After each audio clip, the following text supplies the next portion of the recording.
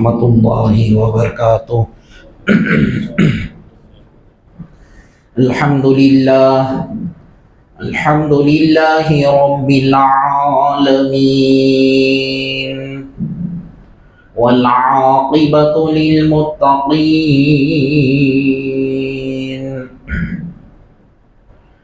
والصلاة والسلام على سید الانبیاء والمرسلین وعلى آلہ واصحابہ الطیبین الطاہرین۔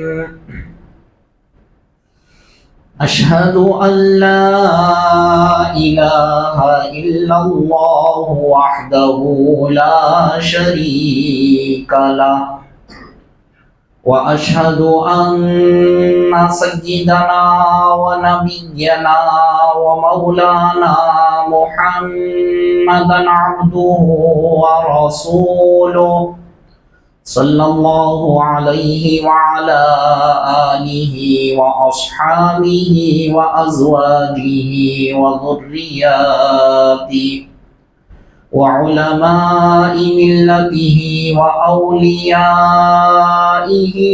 اجمعین، اما بعد فاعوذ باللہ من الشیطان الرجیم، بسم اللہ الرحمن الرحیم۔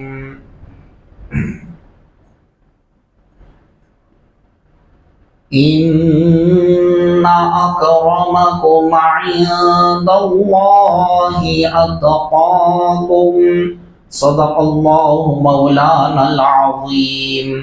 وقال تعالی فی شان حبیبہ، ان اللہ وملائکتہ یصلون علی النبی یا ایہا الذین آمنوا صلوا علیہ وسلموا تسلیما۔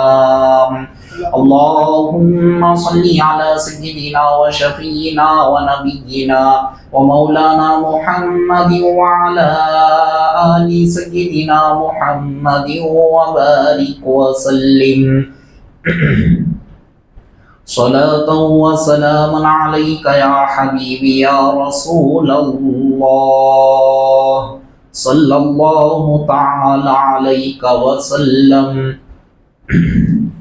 معزز سامعین اکرام، محترم بزرگوں اور عزیز دوستوں، اللہ تبارک و تعالیٰ کا فضل احسان ہے، اس نے ہم گنہگاروں کو کالی کملی والے آقا حضور رحمت للعالمین شفیع المذنبین ارواحنا فدا مصطفیٰ صلی اللہ علیہ وسلم کا امتی بنایا۔ کرم ہے حق تعالیٰ کا، اس نے ہم گنہگاروں کو احکامات خداوندی کے تحت زندگی بسر کرنے کے لیے قرآن اور احادیث فقہ سے مالا مال فرمایا، اور آج عید المومنین جمعہ کے مبارک موقع پر خصوصاً الوداع جمعہ کے موقع پر ہم گنہگاروں کو اسی کے گھر میں، اسی کی بارگاہ میں سجدہ ریز ہونے کا موقع عطا فرما رہا ہے۔ معزز سامعین اکرام، اللہ تعالیٰ کے فضل و کرم سے اس کے حبیب صلی اللہ علیہ وسلم کے صدقے میں پروردگار عالم ہم کو ایسا مبارک مہینہ عطا کیا، اور اس مہینے سے گزرتے ہوئے ہم جمعۃ الوداع میں داخل ہو گئے، اور اس کی آدھا دن اس کا نکل چکا ہے، اور بحمد اللہ پروردگار عالم نے ہم کو 30 روزے عطا فرمائے۔ اللہ پاک کا بہت ہی احسان عظیم ہم پر ہے۔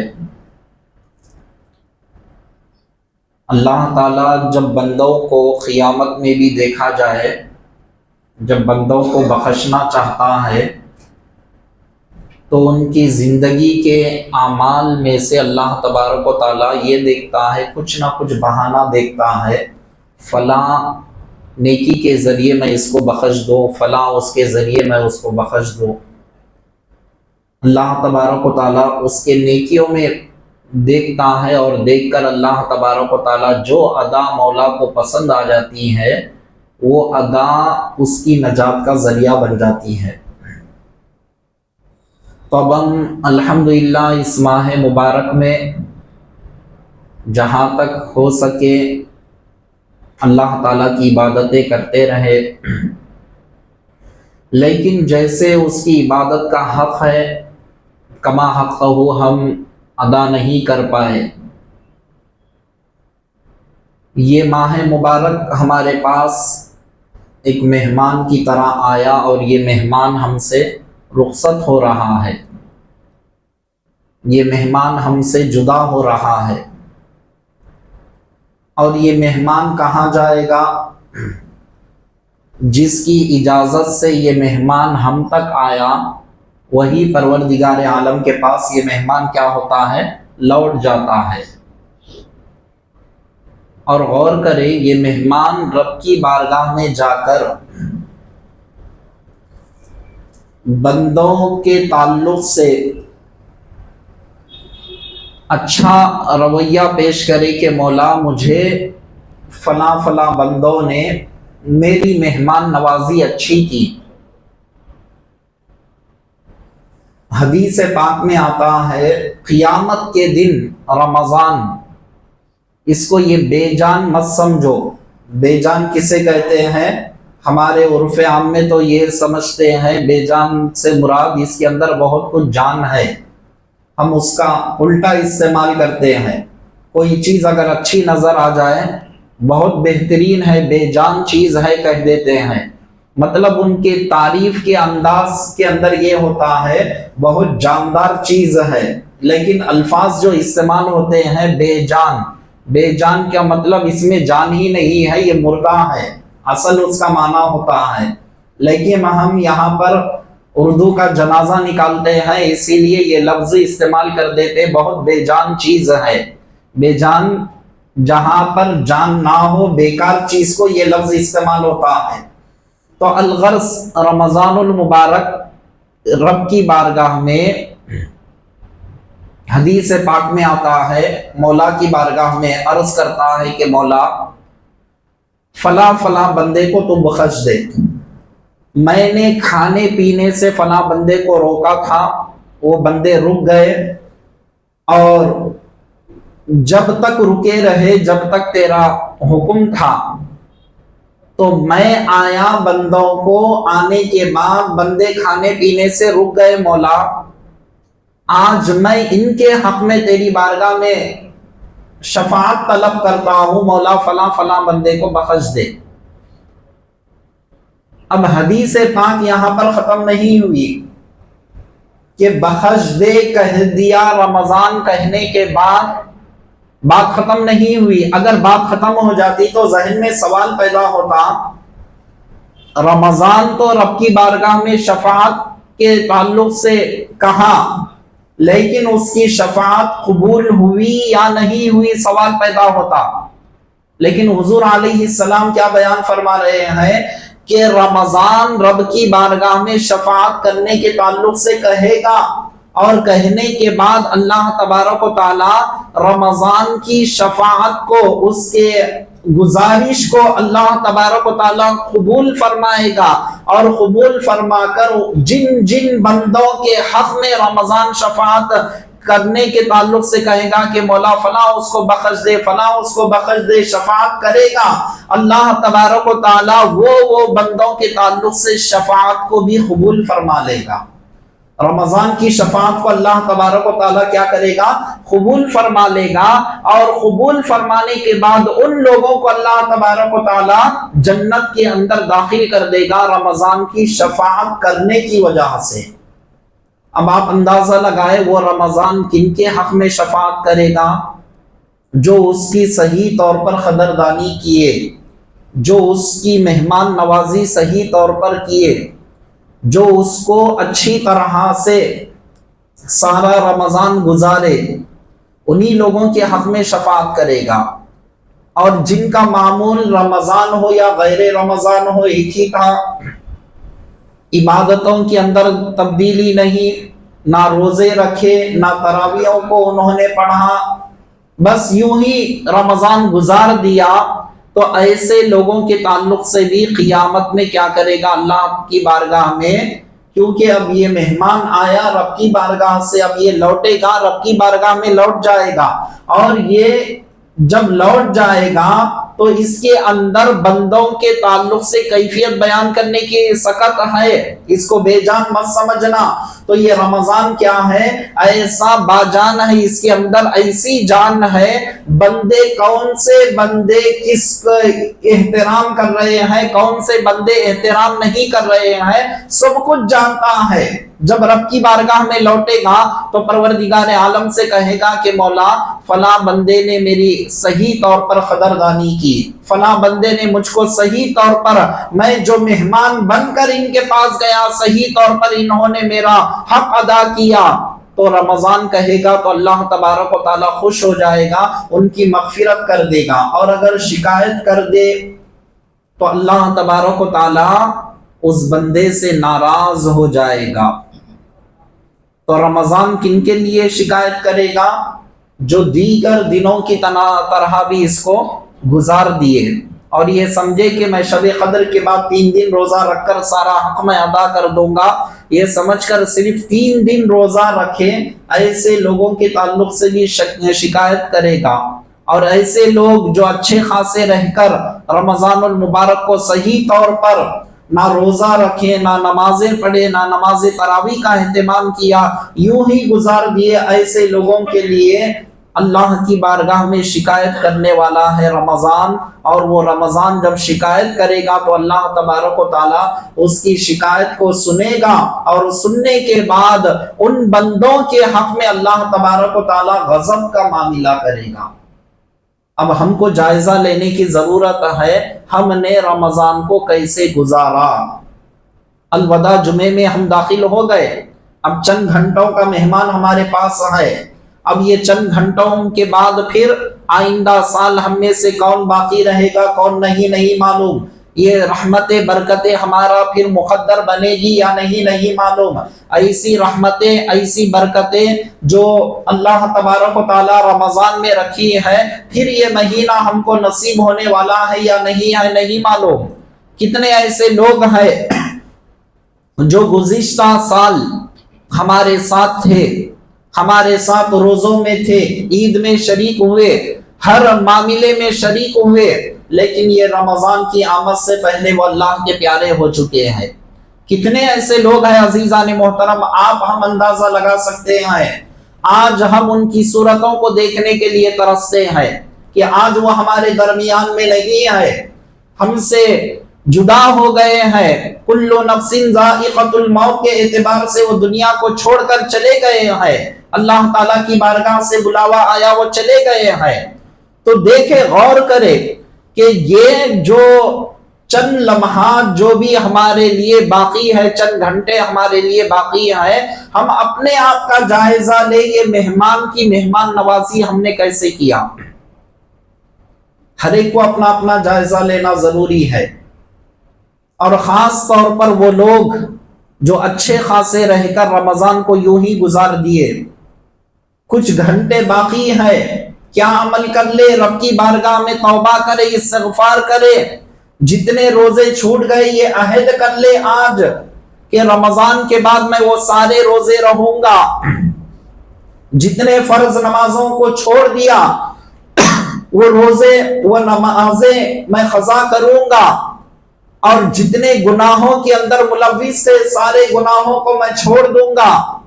توبہ کرے گا، پختہ عزم کرے گا، رب کی بارگاہ میں گڑ گڑائے گا، تو یقین ہے کہ اللہ تبارک و تعالی شاید یہ رحمتوں والی گھڑیوں میں اسے معاف کر دے۔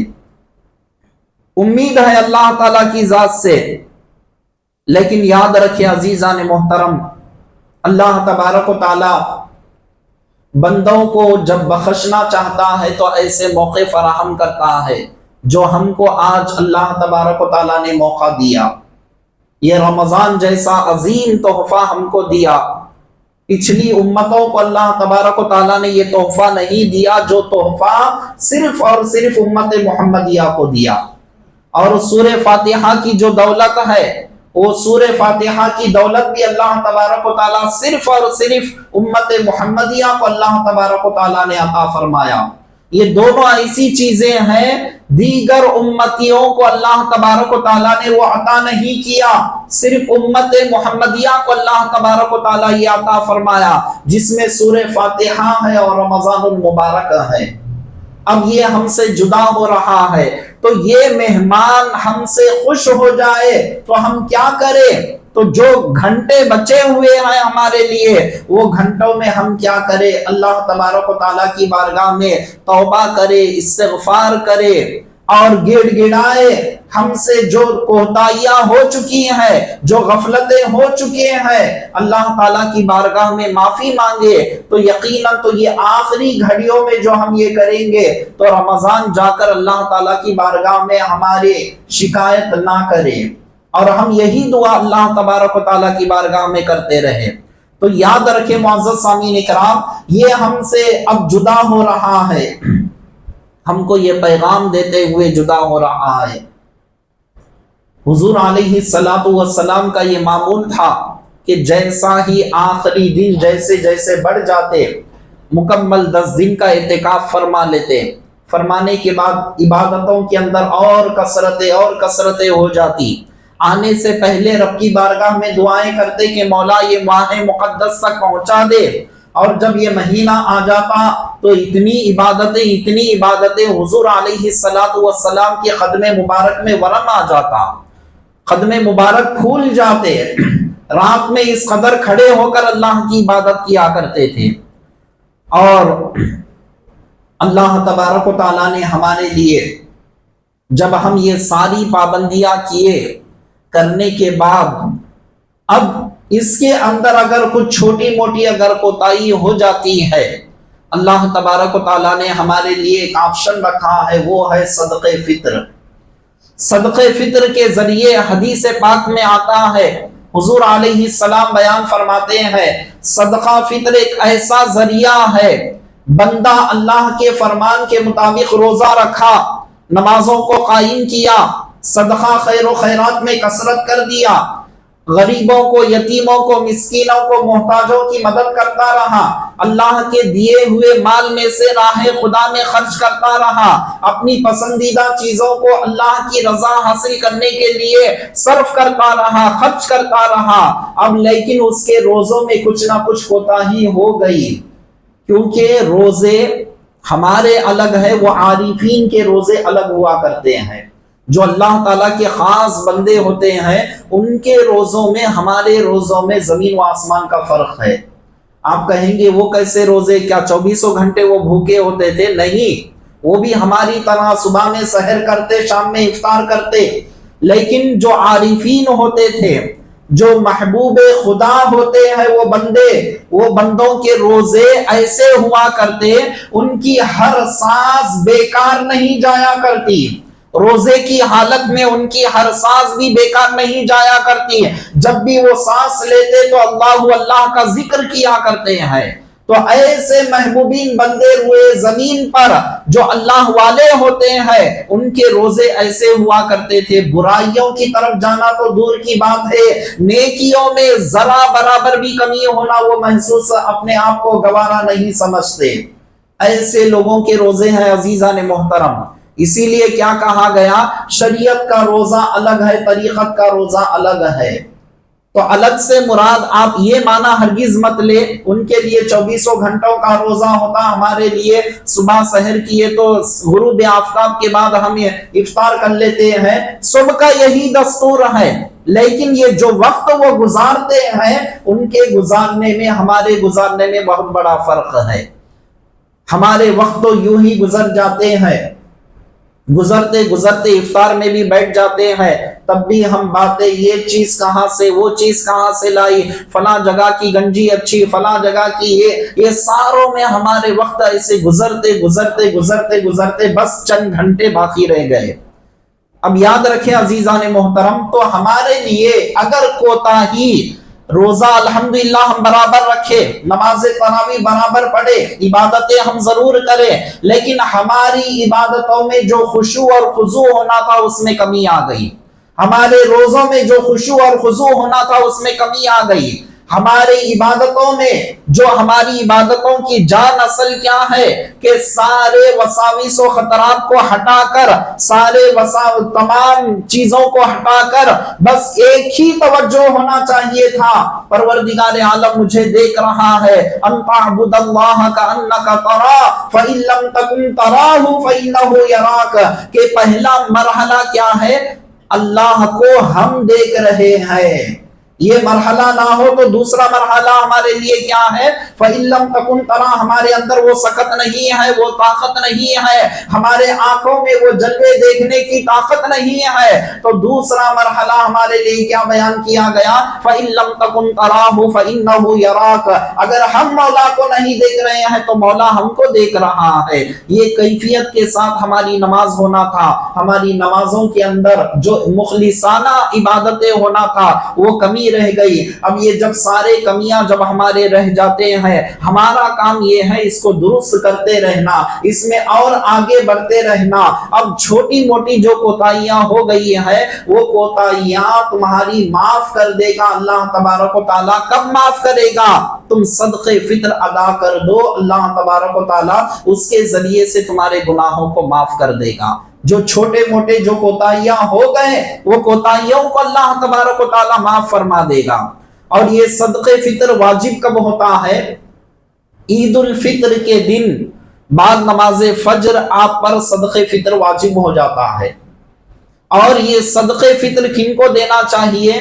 صدقے فطر انہی لوگوں کو دینا چاہیے، میں دو لفظوں میں آسانی کے ساتھ آپ کے سامنے بیان کر رہا ہوں کہ جس پر زکوٰۃ واجب نہ ہو اور جو زکوٰۃ لینے کا مستحق ہے، ایسے لوگوں کو آپ صدقے فطر دے سکتے ہیں۔ اب صدقے فطر، یہاں مسجد کے پاس بہت سارے لوگ آتے ہیں جس میں اپنے بھی ہوتے ہیں غیر بھی ہوتے ہیں۔ کوئی غیر آپ کو ایسا نظر آ گئے، لنگڑا ہے، للہ ہے، آپ نظر آ گئے، آپ دیکھیں کہ بہت یہ جتنے مانگنے والے ہیں ان میں سب میں زیادہ غریب تو یہ نظر آ رہا ہے، شاید اس کو میں اٹھا کر دے دوں گا، اگر آپ دے دیں گے آپ کا صدقہ فطر ادا نہیں ہوگا۔ یہ کلمہ پڑھنے والوں کو دینا چاہیے جو مسلمان ہے، اور جو زکوٰۃ جس پر واجب نہ ہو ایسے ہی شخص کو یہ صدقہ فطر دیا جا سکتا ہے۔ اور جو زکوٰۃ کا مستحق ہے اور جو زکوٰۃ کو خود دے سکتے ہیں، اتنی صلاحیت ان کے اندر ہے، ایسے لوگوں کو صدقہ فطر ادا کریں گے تو صدقہ فطر ادا نہیں ہوگا۔ اور یاد رکھیں عزیزان محترم، افضل ترین عمل یہی ہے نماز فجر کے بعد اس کو ادا کرے۔ اب ذہن میں سوال پیدا ہوتا ہے، اب فجر کی نماز کے بعد صدقہ فطر ہم دیں گے تو وہ بیچارہ غریب ہمارے پیسوں کو کب لیں گا، کب جائے گا، کب سیویاں خریدے گا، کب یہ کرے گا، کب عید منائے گا؟ بہت سارے مسلمانوں کو یہ ذہن میں سوال پیدا ہوتا ہے۔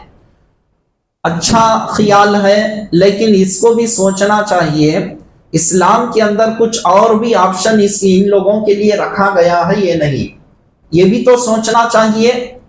اسلام کے اندر کچھ اور آپشن ان لوگوں کو دیا گیا ہے یا نہیں دیا گیا ہے، اس طرف نہیں سوچتے۔ 120 روپے 150 روپے بہت مجبوری کے ساتھ جب نکالتے ہیں تو یہ خیال آتا ہے، خیال آنا اچھی بات ہے، لیکن یہ بھی تو سوچو آپ کے زکوٰۃ کے جو حقدار ہیں یہی لوگ ہیں، آپ کے زکوٰۃ کے حقدار جب یہی لوگ ہیں، صحابہ کا معمول کیا تھا کہ وہ جیسا ہی شوال المکرم کا چاند دیکھ لیتے، رمضان میں داخل ہونے سے پہلے وہ اپنے زکات کو مستحقین تک پہنچا دیتے، ہم تک رمضان تک بھی وہ صبر نہیں کرتے۔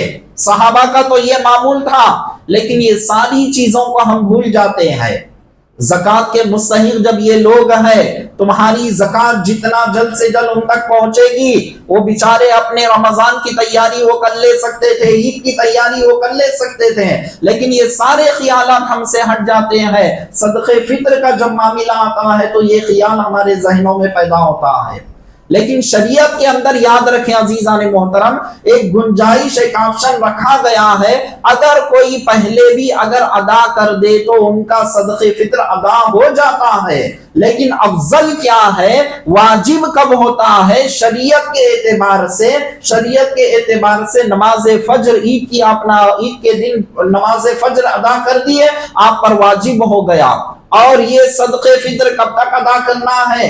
عیدگاہ کو آنے سے پہلے، عید کی نماز پڑھنے سے پہلے آپ کو یہ صدقہ فطر غربا اور مساکین تک پہنچا دینا ہے۔ تو معزز سامعین کرام، اب غور کریں، اللہ تبارک و تعالی ہم کو یہ تمام چیزیں بیان کیا۔ اب ہمارا معاملہ کیا ہے؟ صدقہ فطر جب ہم دیتے ہیں تو اس کے اندر ہم سوال یہ کرتے ہیں کہ کتنا دینا چاہیے۔ شریعت ایک اصول بیان کی ہے، اتنا کم از کم دینا ہمارے لیے ضروری ہے۔ شریعت کا اصول کیا ہے؟ جامعہ نظامیہ کے فتوے کے مطابق کم از کم 1.25 کلو پر کچھ زیادہ ہو جائے، یا 1.25 کلو کم از کم ہونا چاہیے، یعنی 1 کلو پر پاؤ۔ جو بھی انسان روزانہ اناج کھاتے ہیں، وہ اناج جو بھی کھاتے ہیں اس میں سے نصف سا دینا چاہیے۔ تو نصف سا کتنے کا ہوتا ہے؟ نصف سا 2.5 کلو کا ہوتا ہے۔ اس میں سے نصف کہتے ہیں عربی کے اندر آدھے کو کہتے ہیں، آدھا سا۔ تو یہ آدھا سا جو ہم کو پڑ رہا ہے، تو یہ آدھا سا ہم کو کتنا پڑ رہا ہے؟ 1.25 کلو پڑ رہا ہے۔ کم از کم اتنا دینا چاہیے۔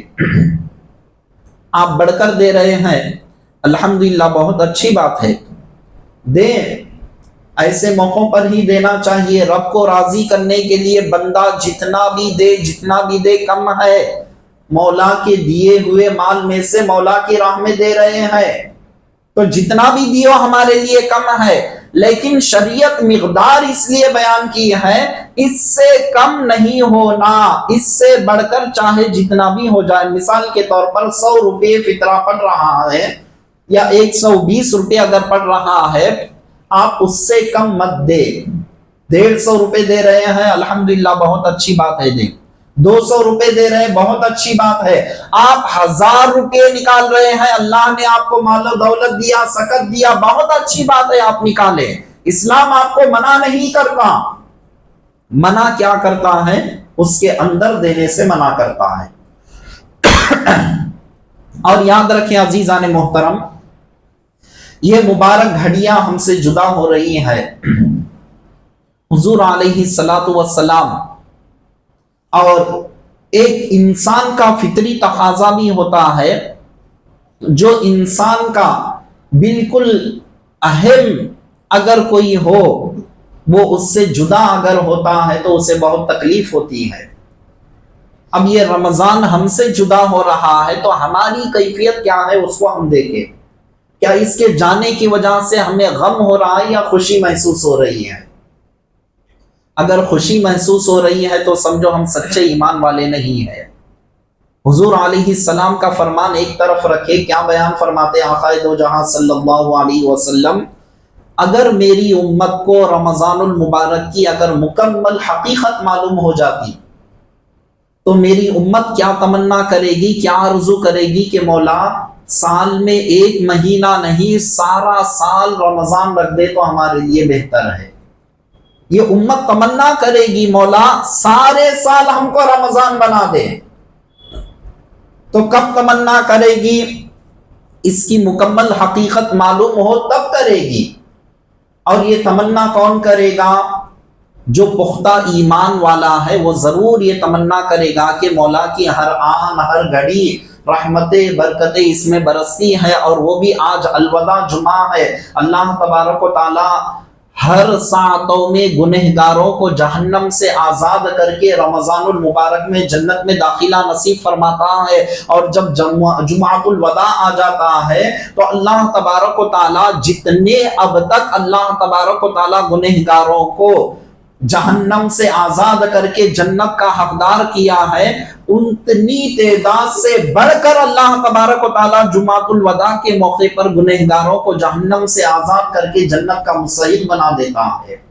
جمعۃ الوداع معمولی بات نہیں عزیزان محترم، بہت ہی فضیلتوں کا حامل ہے۔ ایک تو رمضان کا، اور ایک تو صرف جمعے کی فضیلتیں ہی اگر دیکھ لیا جائے تو جمعے کی فضیلتیں ہی احادیث کے اندر بہت ساری فضیلتیں بیان کی گئی ہیں، تو اب وہ بھی جمعہ، پھر جمعہ کے اندر رمضان المبارک، اور رمضان المبارک جس میں ہر آن ہر گھڑی اللہ کی رحمتیں برکتیں برستی ہیں، تو معمولی جمعوں کے اندر بھی وہ جمعوں کو کیا کہا گیا؟ سید الایام کہا گیا، سارے دنوں کا سردار ہے جمعہ۔ اور یہ الوداع جمعہ کیا ہے؟ اللہ تبارک و تعالیٰ اس کی رحمتوں کے اندر اور اللہ تبارک و تعالیٰ اضافہ کر دیتا ہے، اس کی رحمتیں بڑھا دیتا ہے اللہ تبارک و تعالیٰ۔ اور معزز سامعین کرام، جب اللہ کے فرمان کے مطابق تمام بندے روزے رکھے، اللہ کی عبادت کیے، تو ان کے لیے جتنا اجر و ثواب بیان کیا گیا، اور جو اس کی قدردانی نہیں کرنے والوں کو اس طرح سے وعید بھی بیان کی گئی ہے۔ حضور علیہ الصلوۃ والسلام کی پیاری حدیث پاک مختصر آپ کے سامنے رکھ دیتا ہوں۔ سرکار دو عالم صلی اللہ علیہ وسلم منبر پر جلوہ افروز ہو رہے ہیں، پہلے زینے پر، پہلے سیڑھی پر سرکار دو عالم صلی اللہ علیہ وسلم خدم مبارک رکھے تو آمین فرمائے، دوسرے سیڑھی پر زانے پر حضور علیہ الصلوۃ والسلام خدم مبارک رکھے تو آمین فرمائے، تیسری سیڑھی پر خدم مبارک رکھے تو آمین فرمائے۔ اب دیکھنے کے بعد صحابہ کرام رضوان اللہ تعالی علیہم اجمعین، خطبہ ختم ہو گیا، عرض کرنے لگے یا رسول اللہ علیہ الصلوۃ والسلام، آج ہم نے ایسے الفاظ کو سنے ہیں کہ آپ ایک ایک سیڑھی مبارک پر قدم رکھ رہے تھے، آپ کا خدم مبارک پڑھ رہا تھا تو آپ آمین کہہ رہے تھے، اس کی وجہ کیا ہے؟ تو سرکار دو عالم صلی اللہ علیہ وسلم بیان فرماتے ہیں، اللہ کی بارگاہ سے جبرائیل امین میرے پاس آئے، اور آنے کے بعد 3 بد دعائیں لے کر آئے۔ غور سے سنیں عزیزان محترم، 3 بد دعائیں لے کر آئے۔ ان میں سے ایک بد دعا کیا ہے کہ محفل کے اندر جہاں کہیں بھی میرا نام اسمی گرامی آ جائے اور میری امت مجھ پر درود و سلام نہ بھیجے تو ایسا بندہ اللہ تعالیٰ کی رحمتوں سے دور ہو جائے۔ اور مجھ سے کہا گیا اے رسول خدا صلی اللہ علیہ وسلم، اس بد دعا پر آپ آمین کہے، اللہ کی بارگاہ سے میں لے کر آیا ہوں، آپ آمین کہے، تو میں نے اس پر آمین کہا۔ تو پتہ چلا جب بھی سرکار کا نام آئے کم از کم صلی اللہ علیہ وآلہ وسلم کہے، نبی کی آل کا لفظ بھی استعمال کر لے، کیونکہ درود وہ مکمل ہوتا ہے صلی اللہ علیہ وآلہ وسلم، یہ صحیح طریقہ ہے۔ صلی اللہ علیہ وسلم بھی درود ہے نہیں، اس میں کوئی شک نہیں ہے، لیکن آل کے ساتھ بھیجنے کا حضور علیہ السلام ہم کو یہ تعلیم دے رہے ہیں۔ صحابہ عرض کرتے ہیں یا رسول اللہ کیف نصلی علیک، ہم آپ پر کیسے درود و سلام پیش کریں؟ اللہم صلی علی محمد وآل محمد کا لفظ حدیث پاک میں ذکر کیا گیا، ہم بالکل شارٹ ٹائم پر کیا کہتے ہیں؟ صلی اللہ علیہ وسلم، صلی اللہ علیہ وآلہ وسلم ہم کو کہنا چاہیے۔ پھر اس کے بعد حضور علیہ الصلوۃ والسلام صحابہ سے بیان فرماتے ہیں، اور دوسری بد دعا یہ لے کر آئے، جس کسی کے پاس بھی ایسا ماہ مبارک آ گیا اور وہ ماہ مبارک کی صحیح طور پر قدردانی نہیں کیا، نہ روزہ رکھا، نہ نمازیں پڑھا، نہ اللہ تبارک و تعالیٰ نے جن جن کاموں سے منع کیا ان کاموں سے رکا، کچھ نہیں، رمضان کو یوں ہی گزار دیا، ایسا شخص ہلاک ہو جائے، ایسا شخص اللہ کی رحمت سے دور ہو جائے، اللہ تعالیٰ کی رحمتیں اس کے مقدر میں نہ ہو، ایسے شخص کے لیے اتنا عظیم تحفہ آنے کے بعد وہ ایسی ناقدری کرے، ایسا شخص ہلاک ہو جائے، رب کی رحمتوں سے دور ہو جائے۔ اے رسول خدا صلی اللہ علیہ وسلم، آپ آمین کہے۔ حضور علیہ السلام آمین فرماتے ہیں۔ اور تیسرا، وہ شخص جن کے ماں باپ یا ان میں سے کوئی ایک ان کے پاس موجود ہو اور ماں باپ کی انسلٹ کرتا ہے، ماں باپ کی توہین کرتا ہے، ماں باپ کو برا بھلا سمجھتا ہے، ماں باپ کی قدر نہیں کرتا، ماں باپ کو اچھی طرح سے دیکھ بھال نہیں کرتا، ایسا شخص بھی ہلاک ہو جائے، اللہ تعالیٰ کی رحمتوں سے دور ہو جائے۔ اے رسول خدا صلی اللہ علیہ وسلم، آپ آمین کہے تو میں نے آمین کہا۔ اب یاد رکھے، حضور علیہ السلام جس بددعا پر رب کی بارگاہ سے لائی گئی بددعا پر آمین کہے تو حضور علیہ السلام کی آمین وہ تاثیر رکھتی ہے، جب زبان مبارک سے نکل جائے تو اللہ تبارک و تعالیٰ اس کو فوری قبول کر لیتا ہے۔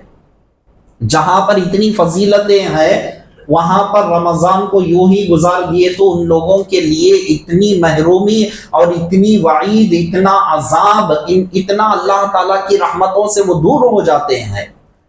تو یاد رکھیں عزیزان محترم، جہاں نیکی کا ثواب بڑھ جاتا ہے وہاں ایک انسان برائی کرتا ہے تو اس کا بھی اسی طرح سے عذاب ہونے لگتا ہے۔